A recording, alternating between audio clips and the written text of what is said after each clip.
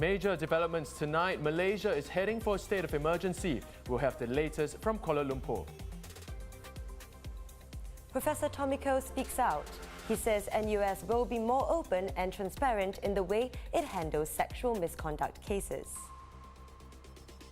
And Singapore's Chief Justice allows a probe into 2 deputy public prosecutors for misconduct in the Party Liani case.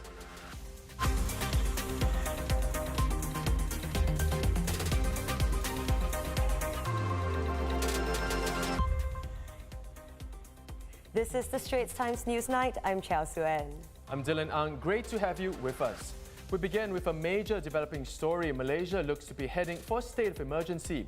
Prime Minister Muhyiddin Yassin's entourage was seen leaving the King's Palace at 7:10 p.m. after an audience with the ruler. Earlier this morning, Mr. Muhyiddin chaired a special cabinet meeting to decide on emergency measures.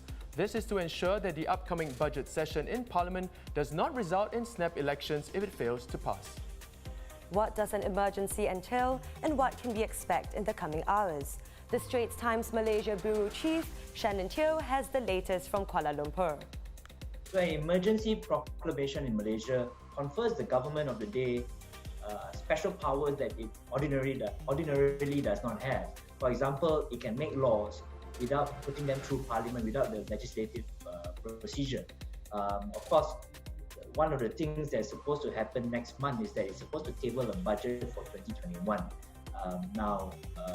This ostensibly is why it wants an emergency. Given the political imbroglio of the past 1 month, where you are unclear whether Prime Minister Muhyiddin still had a majority, having an emergency right now avoids having to put the budget to a vote, and so avoids testing whether he actually has the majority of MPs in Parliament. There is speculation now that the Agong had several queries about why we needed to go into an emergency. There is some speculation now that maybe the emergency proclamation might not happen tonight. Prime Minister Muhyiddin was reportedly scheduled to go live on national television at 8 p.m. Obviously, we overshot the timeline. Partly because the meeting went on so long. So there's a bit of a lack of clarity as to what's going to happen tonight. But clearly over the weekend, Malaysians are asking the question, are we in an emergency? Are we not in an emergency? Markets were reopened by Monday. There has to be some clarity by then. So we are expecting, if Muhyiddin doesn't speak tonight, he has to say something over the weekend. You can follow the latest developments on what's happening in Malaysia. Go to our live blog on straitstimes.com. The National University of Singapore has pledged to be more open and transparent in the way it provides information about sexual misconduct cases. Speaking to the media this afternoon, Professor Tommy Koh said that NUS has fallen short in its handling of sexual allegations made against former Tembusu College Don, Dr. Jeremy Fernando. In my view, NUS has fallen short. That's my view. Yeah? NUS fallen short. NUS, I think, had a rather conservative culture and felt that when you dismiss the staff, the apparently HR practice is that you don't tell the world that somebody has been sacked. Going forward, NUS will be more open, more transparent, more willing to disseminate information in a timely manner with the stakeholders. NUS's internal investigations found that Dr. Fernando had an intimate association with an undergraduate and was sacked on October 7th. On Wednesday, NUS announced that it had made a police report against Dr. Fernando and also advised the 2 female students who accused Dr. Fernando of misconduct to do the same. In the case of a relationship between a staff and a student, consent is irrelevant. Okay. It's a no-no. Is this communicated to the staff? A sexual relationship between a staff and student is forbidden, period.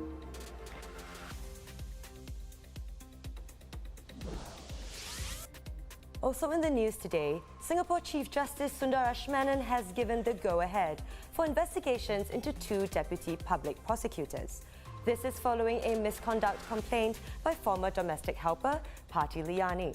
She had alleged a lack of candor in the way the prosecutors cross-examined her and in the way they presented their position to the court. Reviews by the police and Attorney General's chambers are expected to conclude this month. The Roman Catholic Archdiocese of Singapore said the Church's stance on marriage remains unchanged. This in response to reports that Pope Francis endorsed same-sex civil unions in a new documentary.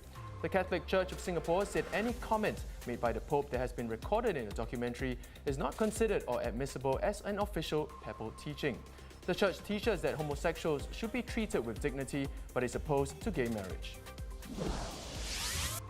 For the third time since Monday, all new COVID-19 cases are imported ones. 10 infections were confirmed today, and all had been placed on stay-home notices when they arrived in Singapore.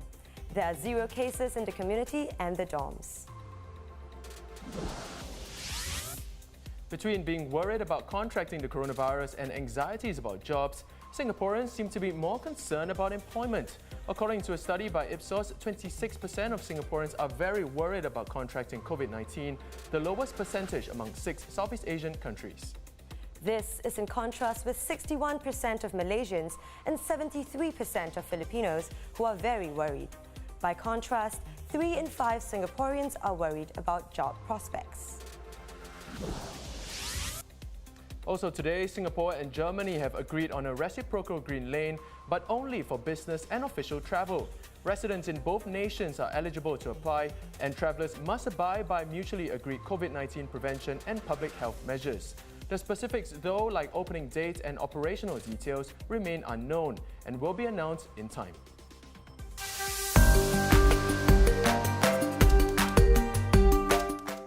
Let's take a look at what's been trending on social media and sparking conversations today. A 28-year-old Chinese national will be jailed for 4 weeks for bribing a police officer. After repeatedly being caught wearing a mask improperly, Chen Long, who is on a work permit in Singapore, was interviewed by police. In the midst of the interview, Chen opened his wallet, showed the money in his wallet to one of the officers and offered him $50. The officer refused, and Chen was issued a fine of $300 for not wearing a mask outside the home. You've heard of the COVID-19 PCR test, but now it's time to get familiar with the ART.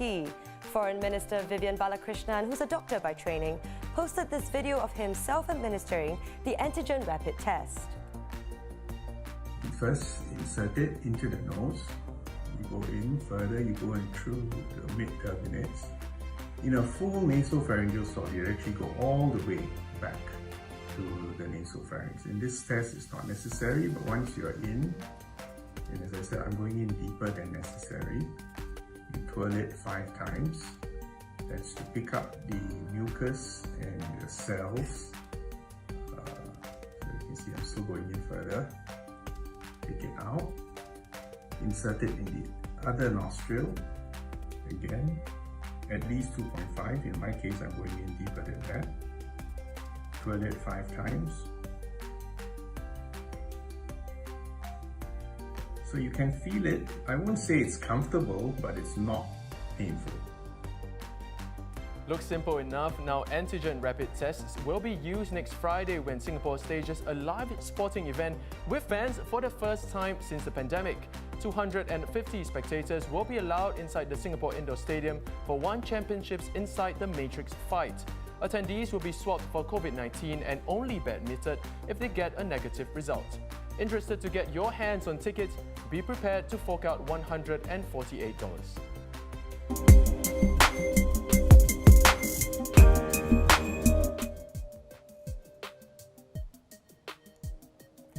In case you missed it, the newly opened Jurassic Mile is in the headlines again.